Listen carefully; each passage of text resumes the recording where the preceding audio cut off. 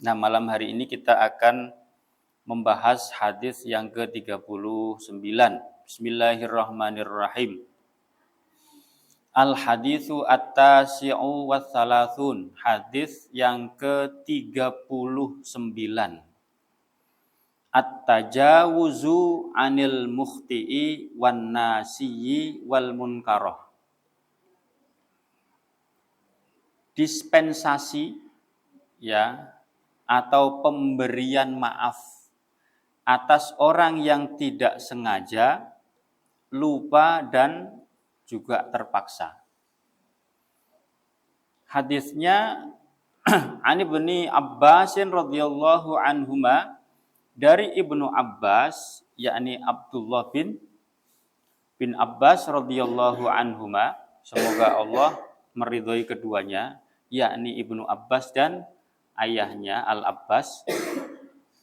Anna Rasulullah sallallahu alaihi wasallam qaal, bahwasanya Rasulullah sallallahu alaihi wasallam bersabda, Innallaha tajawazali an ummati. Sesungguhnya Allah telah memberi dispensasi bagiku. Sesungguhnya Allah telah memberi pemaafan bagiku, yakni memaafkan dari umatku,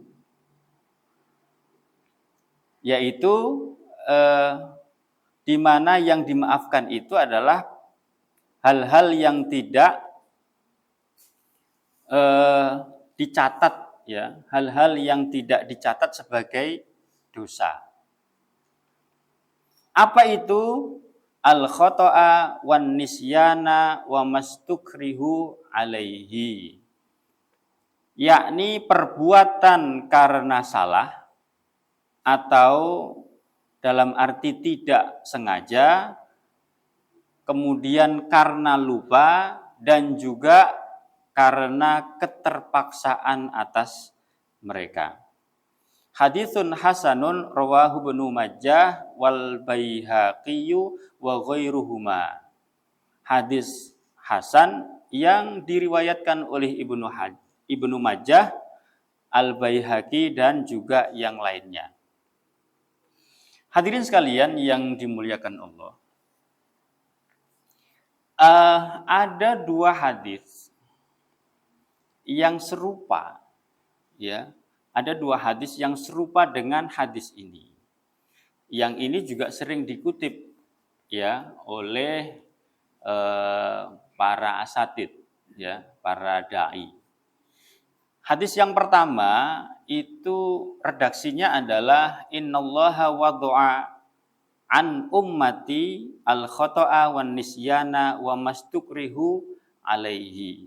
Sesungguhnya Allah menghapus dosa atas umatku ketika mereka dalam keadaan salah, lupa, dan keterpaksaan atas mereka. Nah, hadis ini juga diriwayatkan oleh Imam Ibnu Majah, sama. Dan hadis tadi innallaha wada'a an ummati dan seterusnya tadi itu, sebagian ulama mengatakan hadisnya ini sahih. Akan tetapi ada hadis yang serupa yang juga sering dikutip. Dulu saya juga ngutip ini rasanya, ya.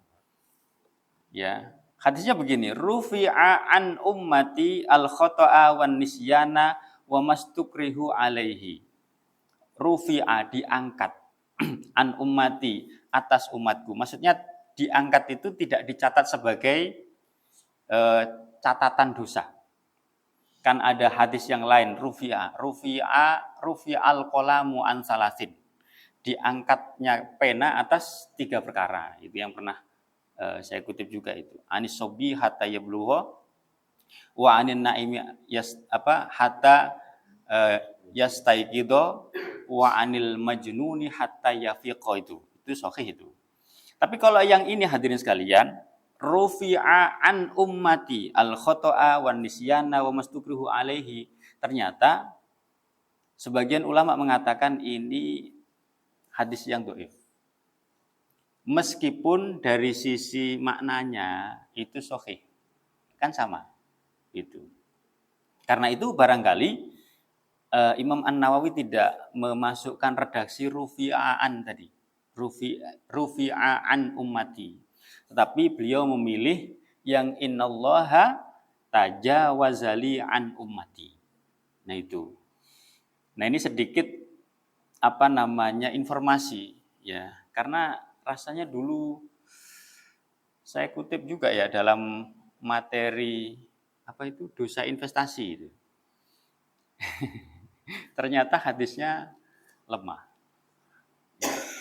Nah nanti dikoreksi nanti. Kalau diminta lagi untuk mengisi tentang materi dosa investasi. Nah, kemudian hadis ini hadirin sekalian itu juga mengingatkan kita pada ungkapan yang terkenal ya.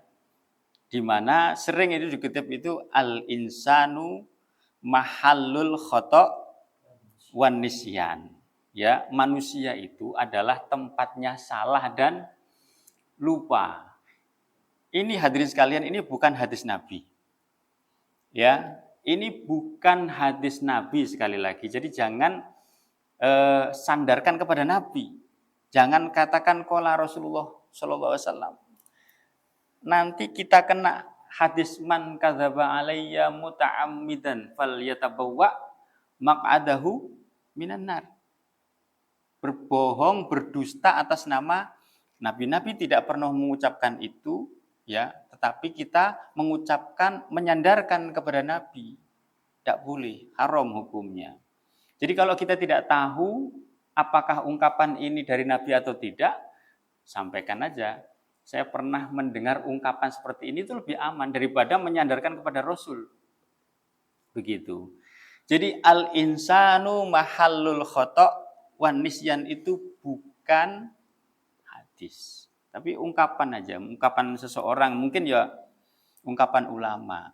Ya, secara makna ya mungkin benar karena kan sejalan dengan hadis-hadis yang lain. Tetapi yang menjadi problem adalah ketika itu diungkapkan mengatasnamakan Nabi. Nah, Nabi tidak suka itu. Nabi melarang itu. Man kadzaba alayya muta'ammidan falyatabawwa maq'adahu minan nar. Barang siapa yang berdusta atas nama aku, maka silakan menempati tempat duduk di neraka. Kalau siksa neraka kelereng saja. Kelereng tahu lah? Nekeran itu. Apa itu? Kleker gitu ya. Kleker kalau orang Banjar. Kalau orang Jawa itu nekeran. Nekeran itu loh. Nekeran itu, batu sebesar nekeran itu atau kleker tadi itu diletakkan di ujung kaki itu otak mendidih. Enggak terbayang. Enggak terbayang. Lah itu tempat duduk. Bayang enggak? Enggak kebayang. Padahal ya siksa di sana itu ya siksa beneran gitu. Ya, naudzubillah min dzalik. Jadi kita berhati-hati dengan ungkapan yang mana ungkapan itu kalau tidak sumbernya kita yakini dari Nabi jangan diungkapkan. Karena khawatir nanti itu terkena hadis tadi. Nah, sekali lagi hadirin, hadis ini ya hadis yang innallaha tajawazali an ummati al khata'a wan nisyana wa mastukrihu alaihi. Ini sekali lagi berisi tentang kasih sayang Allah. Rahmatnya Allah Subhanahu wa taala kepada orang-orang yang beriman. Ya. Di mana Allah ya tidak menghitung dosa. Tidak mencatat sebagai dosa orang yang melakukan perbuatan yang kategori khotok, ya, kategori apa? Salah tadi, kemudian lupa, nisyan dan juga terpaksa. Wa mastukrihu alaihi. Dan ketetapan ini hadirin, ketetapan Allah yang demikian ini sesungguhnya adalah bentuk dari pengabulan doa. yang doa itu diabadikan di dalam Al-Quran. Insya Allah kita juga pernah membaca doa ini. Kita juga hafal ya doa ini. Ya, di mana doa ini ada di dalam Al-Quran surat Al-Baqarah ayat 286 yang bunyinya Rabbana la tu'akhidna in nasina au akhtana. Ya, wahai Tuhan kami, janganlah Engkau hukum kami jika kami lupa dan kami salah. Jadi seiring terkabulnya doa itu di dalam Al-Quran itu yang tadi sejalan dengan apa yang disampaikan oleh Nabi di dalam hadis ini. Dan ini adalah rahmat, sekali lagi, rahmat kasih sayang Allah Subhanahu wa taala kepada orang-orang yang beriman.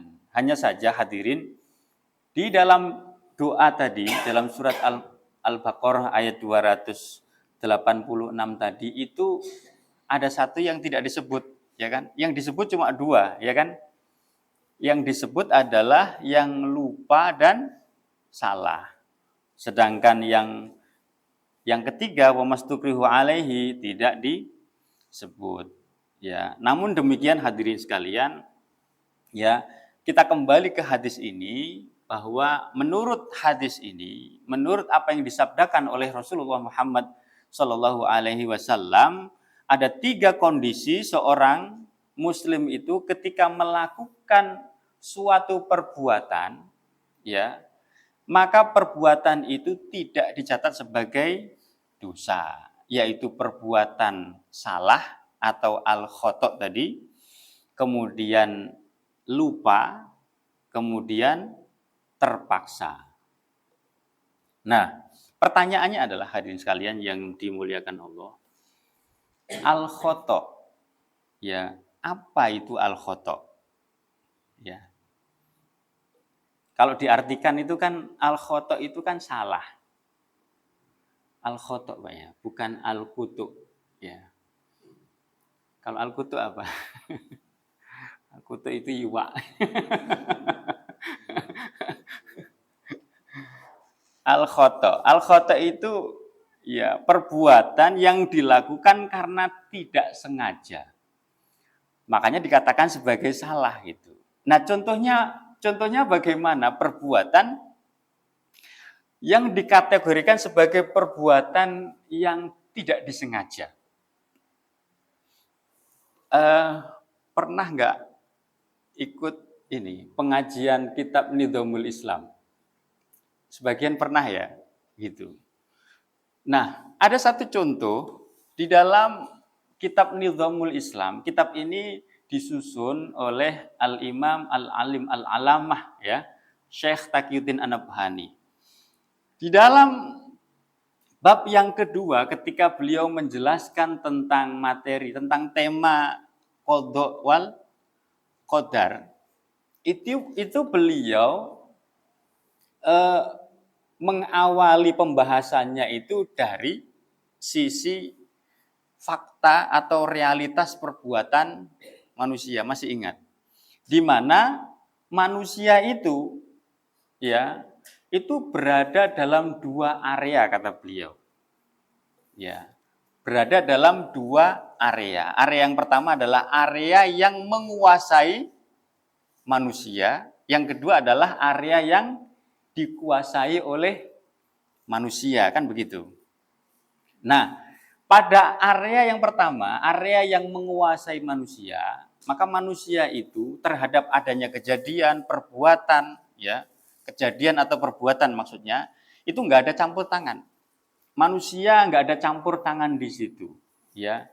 Itu artinya manusia itu terpaksa menerimanya, Dan dalam area ini, area yang menguasai manusia ini dibagi lagi menjadi 2, yaitu yang pertama adalah perbuatan atau kejadian yang ada kaitannya dengan nizamul wujud. Contohnya, manusia lahir, manusia meninggal. Manusia tidak bisa merencanakan itu. Kapan lahir, kapan meninggal. Ya, makanya ada yang mengatakan ajal tidak ada dalam kalender gitu. Ajal nggak ada dalam kalender karena memang lahirnya manusia, meninggalnya manusia tidak bisa direncanakan oleh manusia sendiri. Termasuk manusia itu kemudian diciptakan sebagai orang yang suku Banjar misalnya, suku Jawa, ya. Termasuk misalnya ada orang yang rambutnya itu lurus kayak Andi Lau dulu, ya. Kita ini generasi lama kayaknya ya. Belum ada contoh yang rambut lurus kecuali di rebonding. Gitu. Ada orang yang sukri, mohon maaf. Apa itu? Suku keriting. Gitu. Nah itu, orang nggak bisa milih bagaimana rambutnya lurus, ya, bagaimana rambutnya keriting gitu. Ya, termasuk warna kulit itu. Makanya dalam hal ini, ya, dalam kondisi yang seperti ini, manusia tidak dihisab. Karena itu murni memaksa manusia. Tidak ada nanti pertanyaan kenapa kamu jadi orang Jawa. Kenapa kamu medok? Nggak ada. Makanya kalau medok jangan dibully ya. Gitu. Saya ini sudah belajar Pak itu bahasa Banjar itu gimana caranya nggak medok. Ternyata medok juga. Mulungkin Banjar juga. Ada kawan yang kayak gitu. Wah, ya belajar terus ya. Mudah-mudahan seperti orang Banjar kan gitu. Nggak ada pertanyaan kenapa kamu jadi orang Banjar, kenapa kamu jadi orang Dayak gitu. Sehingga seseorang yang ditakdirkan dari suku yang bermacam-macam itu, ya itu sudah takdir. Tidak ada hisab bagi orang seperti ini. Begitu. Kenapa kamu itu bentuknya pendek gitu? Kenapa kamu itu meluncung kayak Mas Dole? Kenapa kamu begitu tinggi gitu? Nggak ada pertanyaan kayak gitu. Karena apa yang terjadi kemudian termasuk juga perbuatan yang ada pada manusia itu, yang melekat pada manusia itu ada kaitannya dengan nizamul wujud. Itu yang pertama. Yang kedua adalah perbuatan atau kejadian yang tidak ada hubungannya dengan nizamul wujud, tapi manusia tidak bisa menolaknya. Contohnya, ini waktunya lomba-lomba ya. Lomba main bola, Pak. Nandang gitu. Saking kerasnya nendang itu akhirnya kena anak kecil, dan anak kecil tiba-tiba meninggal gitu. Nggak ada kesengajaan, nggak ada niatan itu untuk membunuh anak kecil itu, tapi karena tendangannya kayak Ronaldo ya, tendangnya kuat sekali itu ya. Pemain yang level pemain dunia aja kena tendangannya udah kesakitan itu. Apalagi anak kecil tadi misalnya. Tiba-tiba tendang bola, kena anak kecil, kemudian meninggal. Nggak ada kesengajaan. Ini juga sama, termasuk kategori ini. Kalau di dalam kitab itu dicontohkan itu nembak burung, iya Pak. Nembak burung, kena burung orang gitu kah? Oh bukan. Nembak burung kena orang gitu kok. Nembak burung kena burung orang. Bukan. Jadi nembak burung kena orang gitu. Ternyata orang yang terkena tembakan tadi meninggal. Ini juga termasuk yang tidak disengaja tadi itu.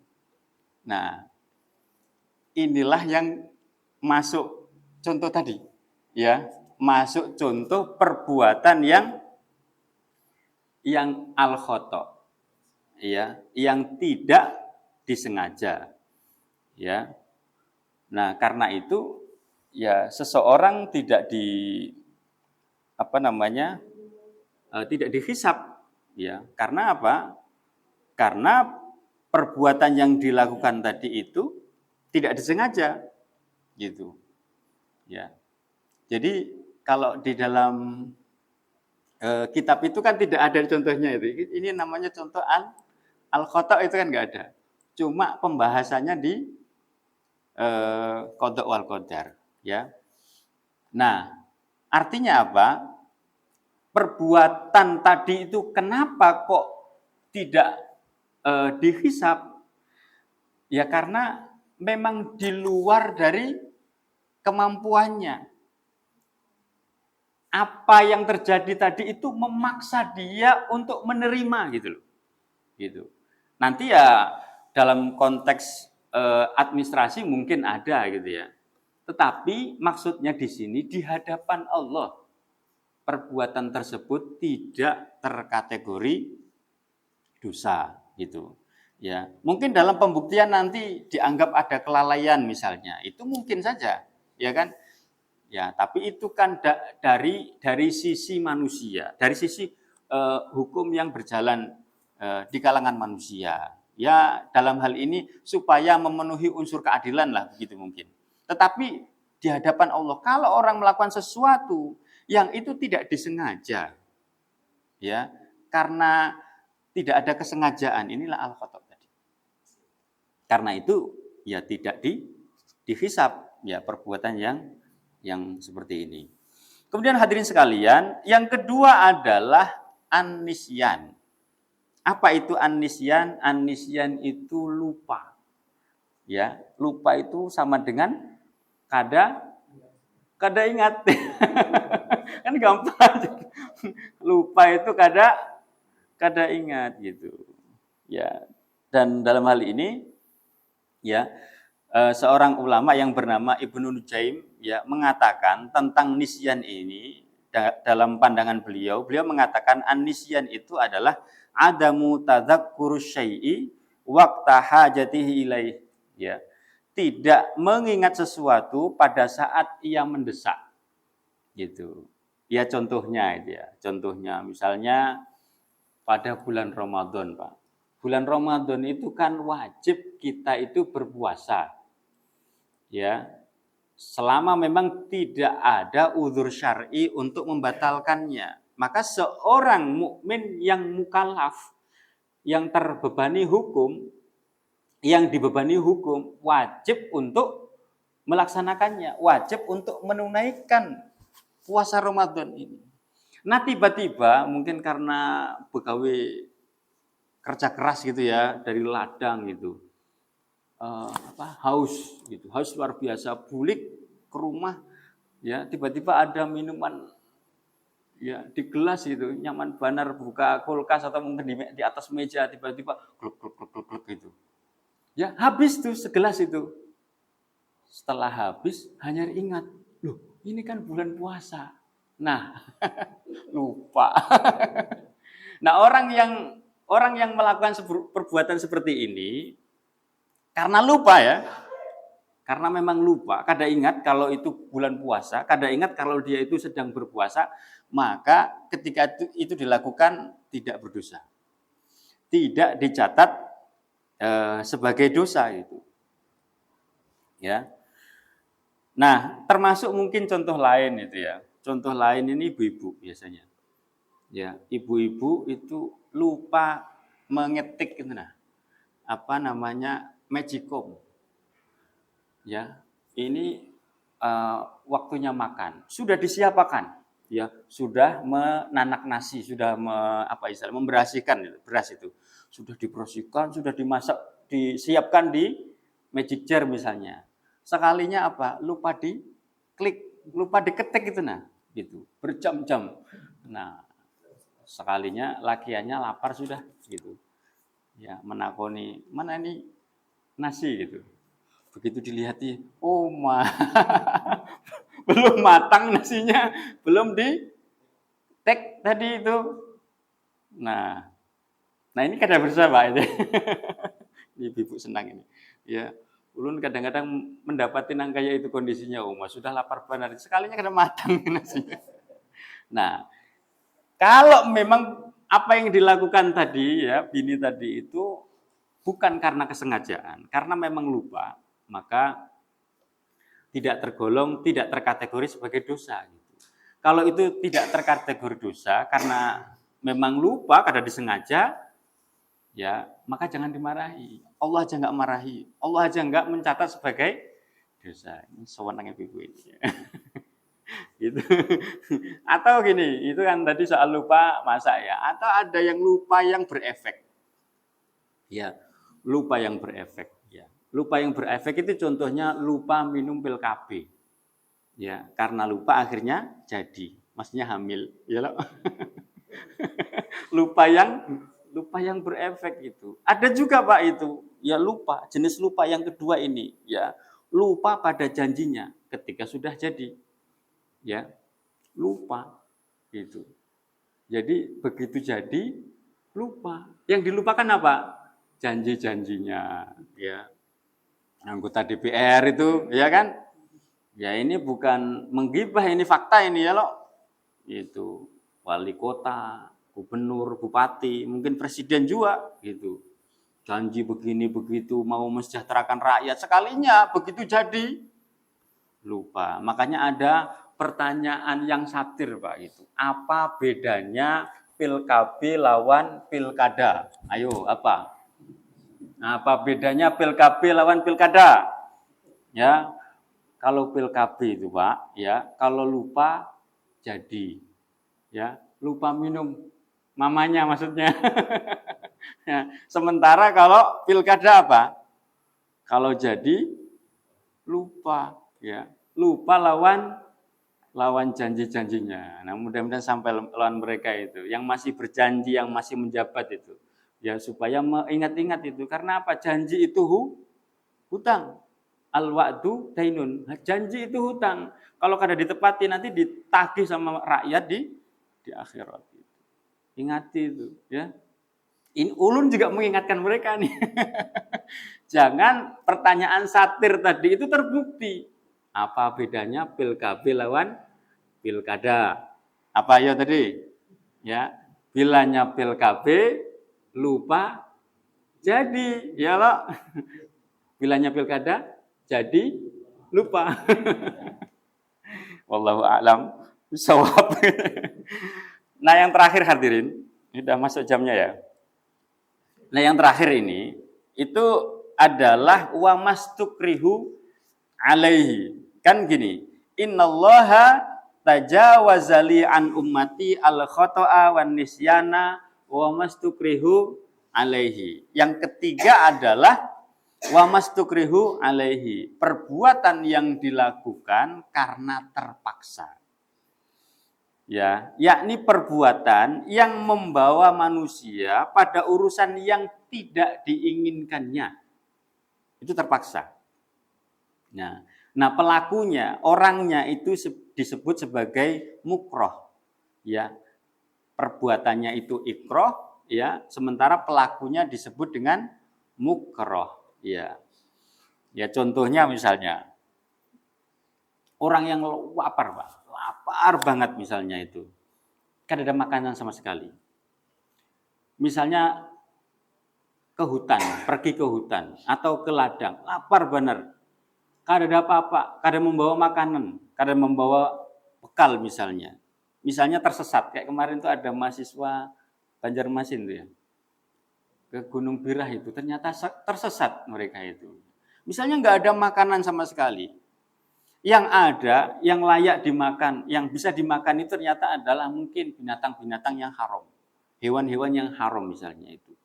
Boleh kada dalam kondisi itu, maaf. Ya, dalam kondisi seperti itu memakan makanan yang haram boleh. Dalilnya apa? Terpaksa. Ya, wa mastukrihu alaihi. Tapi jangan kekenyangan. Ya, cukup untuk bertahan hidup lah gitu. Ya, cukup untuk bertahan hidup. Ya, termasuk misalnya kayak yang baru-baru tadi ini kan ada gempa 7,7 skala Richter di mana? Di Nusa Tenggara Timur. Ya, mudah-mudahan Allah memberikan pertolongan kepada saudara-saudara kita yang ada di sana. Ya, itu misalnya saking gentingnya semua jalan terputus kayak di Aceh yang lalu itu pas ada banjir bandang itu kan akses jalan terputus sehingga banyak orang terisolir. Nggak ada makanan sama sekali. Yang ada yang bisa dimakan misalnya itu sebenarnya nggak boleh dimakan. Haram hukumnya, maka pada saat itu boleh. Ya, ini kan bencana ini kan banyak sekali ya. Ya, kita juga ikut prihatin. Ya, mudah-mudahan ya sekali lagi Allah memberikan kemudahan kepada mereka yang meninggal ya dicatat sebagai syahid lah, karena memang di antara syahid akhirat itu kan tertimpa benda yang berat gitu, tertimpa bangunan termasuk terkena bencana seperti gempa bumi itu. Mungkin bahkan yang kena tsunami, kan ada tsunami-nya juga itu. Ya gitu. Nah, atau hadirin sekalian, yang terkategori wamastukrihu alaihi ini barangkali adalah kita diwajibkan membayar pungutan yang sebenarnya tidak wajib bagi kita untuk membayarnya. Ya, banyak sekali kan pungutan ini. Ya, sebut saja namanya pajak lah gitu. Ya kan? Yang mana di dalam Islam itu tidak diperintahkan untuk mengeluarkan itu pungutan seperti itu. Benda yang atau harta yang kita miliki itu enggak ada kompensasi yang sedikit pun yang diberikan kepada negara atau siapapun. Gitu. Enggak ada alasan syar'i yang membolehkan untuk diambilnya. Ternyata ada kan pajak bumi bangunan, ya kan, ada PPN, ada PPH, macam-macam itu. Yang sebenarnya kita tidak diwajibkan untuk mengeluarkannya, ya, karena kan tidak boleh hadirin sekalian kita mengambil harta dari saudara kita kalau memang itu tidak ada alasan syar'inya. Wala ta'kulu amwalakum bainakum bil batil, ya. Dan janganlah sebagian kamu memakan harta sebagian yang lain di antara sesama kamu dengan cara yang batil. Tidak boleh. Gitu. Jadi kalau kita kemudian dipaksa untuk itu dan hukumnya wajib misalnya itu, ya sudah terpaksa. Daripada nanti dianggap sebagai warga yang tidak taat. Insya Allah bagi kita yang melakukan itu tidak berdosa. Ya, yang berdosa itu mengambilnya, ya, yang memungutnya. Kata Ustadz yang dari mana itu, Makassar itu, ya, itu soal pajak ini. Itu soal suap ya. Ar-rashi wal murtashi ya. Benar. Soal pajak itu juga begitu. Pemungutnya tidak boleh ya. Nah, termasuk hadirin sekalian, ya barangkali dalam hal ini adalah ketika kita melihat berbagai macam fardu kifayah, ya, yang saat ini belum diterapkan di tengah-tengah kaum muslimin. Ya, berbagai macam fardu kifayah yang tidak diterapkan di tengah-tengah kaum muslimin. Kalau kita lihat itu kan banyak sekali ayat-ayat yang kayaknya cukup dibaca aja, tidak diamalkan atau belum diamalkan lah tepatnya itu. Misalnya, ya, ayat yang berbunyi tentang sanksi bagi pencuri. As-sariqu was-sariqatu faqta'u aydiyahuma. Pencuri laki-laki dan pencuri perempuan, maka faqta'u aydiyahuma. Maka jika harta yang dicuri itu maksudnya sudah memenuhi nisab, maka potonglah tangan dari keduanya. Maksudnya baik pencurinya itu laki-laki maupun perempuan, perlakukan dengan cara yang sama. Zina misalnya, yang ghairu muhsan, itu kan ada ayatnya, spesifik lagi. Ya, az-zaniyatu waz-zani fajlidu kulla wahidin minhuma mi'ata jaldah. Ayatnya jelas. Pezina perempuan dan pezina laki-laki, az-zaniyatu waz-zani fajlidu, maka jilidlah oleh kalian kulla wahidin minhuma, masing-masing dari keduanya, baik laki-laki maupun perempuan, mi'ata jaldah, 100 kali jilitan. Ini yang ghair muhsan, yang belum menikah. Ini kan enggak terlaksana nih, atau belum terlaksana karena memang enggak ada yang melaksanakan. Gitu. Termasuk hukuman atau sanksi bagi orang yang membunuh, mestinya kan dibunuh sehingga ada efek jera. Ya, bagi yang lain agar tidak melakukan hal yang sama. Tapi karena tidak dikisos, maka ya pembunuhan ya mudah sekali terjadi di negeri yang seperti ini. Gitu. Kenapa? Karena nggak ada efek jera. Mestinya orang yang bunuh itu ya dibunuh hukumnya. Ya, kisos. Gitu. Nah, ini semua hadirin sekalian, ini kan tidak terlaksana. Padahal kalau dalam Islam ini termasuk dalam kategori fardu kifayah. Nah, selama fardu kifayah ini hadirin sekalian tidak dilaksanakan oleh umat Islam, maka selama itu pula umat Islam berdosa. Ya, berdosa. Karena apa? Ada kewajiban kifayah yang belum dilaksanakan di tengah-tengah umat. Karena yang diseru itu adalah umat Islam. Mestinya orang yang mencuri, orang yang berzina, orang yang membunuh itu dihukumi dengan hukum Islam. Kalau tidak berarti umat Islam berdosa. Nah, inilah yang kemudian ya Guru Ulun memberikan istilah ini dosa yang terjadi ketika fardu kifayah tidak dilaksanakan itu disebut dengan dosa investasi. Ya, dosa yang diakibatkan dari adanya fardu kifayah yang tidak diamalkan, tidak diterapkan. Gitu. Jadi kalau kita pikir-pikir hadirin sekalian, kita sekarang ini itu walaupun kita itu kelihatannya kadang ngapa-ngapain, kadang umpat berdosa gitu. Ada orang berzina, sementara dia itu tidak dihukumi, tidak diberikan sanksi dengan hukum Islam, kita umpat berdosa sekalinya. Tadi, istilahnya dosa investasi. Karena apa? Karena umat Islam itu adalah satu kesatuan. Ketika diperintahkan secara jama'i, mestinya terlaksana. Tapi ketika itu tidak terlaksana, maka dosanya tetap ada. Wong kifayahnya belum tertunaikan kok. Begitu. Nah, padahal dosa yang disebabkan fardu kifayah yang tidak terlaksana ini banyak sekali. Bayangkan, berapa? Banyak, nggak bisa ngitung kita kan? Gitu. Sehingga sebenarnya kita itu diam-diam berdosa hadirin sekalian. Ya. Nah, pertanyaannya adalah, ini kan dosanya banyak sekali dan berjalan terus ini. Bagaimana caranya agar kita itu tidak terkena dosa itu? Kan begitu. Dosa ini kan berjalan. Ya. Pertanyaannya bagaimana kita supaya kada berdosa? Kan itu. Kada mau kita berdosa.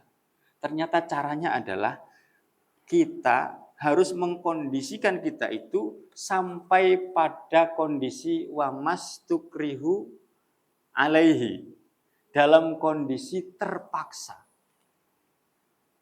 Ya, kada ada pilihan lain sudah, karena memang itu sudah berjalan gitu. Coba kita itu ibaratnya itu membentengi diri supaya itu tidak mengenai kita gitu. Logikanya, analoginya itu sama seperti kayak ini Bapak Ibu sekalian yang dimuliakan Allah. Seperti ada orang yang meninggal di kampung ini. Ketika ada orang meninggal, istilahnya orang yang mengurus jenazah itu di sini diistilahkan apa? Fardu kifayah kan kayak itu. Fardu kifayah. Nah, maksudnya adalah itu ya, mengurus jenazah itu memang hukumnya fardu kifayah. Fardu kifayah itu yang dipertanyakan adalah pekerjaan itu selesai, bukan siapa yang mengerjakan. Kalau fardu ain yang dipertanyakan itu siapa yang mengerjakan. Ya, karena ain, karena pribadi-pribadi. Salat wajib 5 waktu itu fardu ain. Puasa Ramadan itu fardu ain. Ya. Jadi wajib dilaksanakan oleh kita semua. Tetapi kalau fardu kifayah, yang penting pekerjaan itu selesai. Yang penting urusan itu tunai. Kada ditanyakan lagi seberapa banyak yang menunaikan. Nah, misalnya hadirin sekalian, kalau di kampung ini ada orang yang meninggal. Ya. Mudah-mudahan panjang umur semua ini ya. Ada yang meninggal. Itu ternyata ya, kada ada yang mengurus. Kalau diurus, meskipun yang ngurus itu 5 orang, maka orang sekampungan kada berdosa. Tetapi hadirin sekalian, ya, kalau misalnya ada jenazah meninggal, seorang mukmin, seorang muslim yang meninggal, ternyata jenazah itu tidak ada yang mengurus, kecuali ada 1 atau 2 ekor orang yang mau mengurus. Maka yang terjadi adalah 2 orang tadi yang mengurus jenazah, tetapi jenazah itu belum mampu ditunaikan, belum bisa dikubur, ya, belum bisa dilaksanakan penguburan itu selayaknya jenazah muslim, maka 2 orang tadi yang terlibat dalam pengurusan jenazah kada dianggap berdosa. Yang berdosa siapa? Sekampungan. Kenapa kada umpat mengurus 2 orang orang tadi yang mengurus jenazah. Itulah contoh fardu kifayah. Nah, sekarang fardu kifayah umat Islam ini kan banyak sekali yang belum terlaksana. Ya. Nah, supaya kita sama seperti kondisi dua orang tadi, ya terpaksa. Dia kan sudah berusaha. Ya kan, dua orang tadi sudah berusaha, tapi usahanya tadi itu belum menuai hasil karena belum mampu menguburkannya. Sama seperti saat ini, banyak sekali fardu kifayah, hadirin sekalian, yang belum ditunaikan oleh umat Islam. Ya. Nah, caranya menunaikan itu perlu negara, hadirin. Perlu institusi yang memungkinkan untuk melaksanakan itu. Sehingga caranya supaya kita itu ya dalam kondisi wa mastukrihu alaihi, caranya bagaimana? Caranya ya mengupayakan agar negaranya itu ada. Ya. Artinya wajib berjuang, wajib umat berjuang. Dengan siapa? Ya, dengan kelompok tentunya.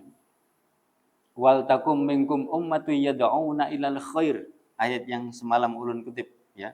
Hendaklah ada di antara kalian segolongan umat yang menyeru kepada al-khair, yang mengajak kepada al-Islam, mendakwahkan Islam, yakni menjadikan Islam ini sebagai aturan kehidupan.